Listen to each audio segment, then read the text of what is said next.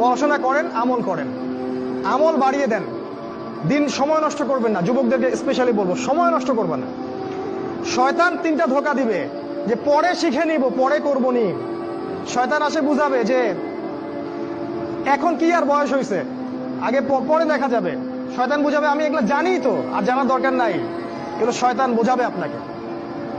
এই শয়তানের ধোকায় পড়বেন না। সময়কে মূল্যায়ন করেন, আমল করা শুরু করেন। আল্লাহর ওয়াস্তে তওবা করে আল্লাহর দিকে ফিরে আসেন। আল্লাহ পাক তৌফিক দান করুন, আল্লাহুম্মা আমিন। 3 নাম্বার, সৎ কাজের আদেশ করেন, অসৎ কাজে নিষেধ করেন। পরিবার থেকে শুরু করেন। আপনি ব্যক্তিটা গড়ে তোলেন, পরিবারটাকে ইসলামিক পরিবারে গড়ে তোলেন।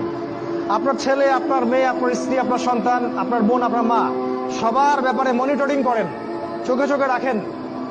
আপনি জানেন না আপনার ছেলেটা অনেক আগেই জেনাকারী হয়ে গেছে, আপনি টের পান নাই।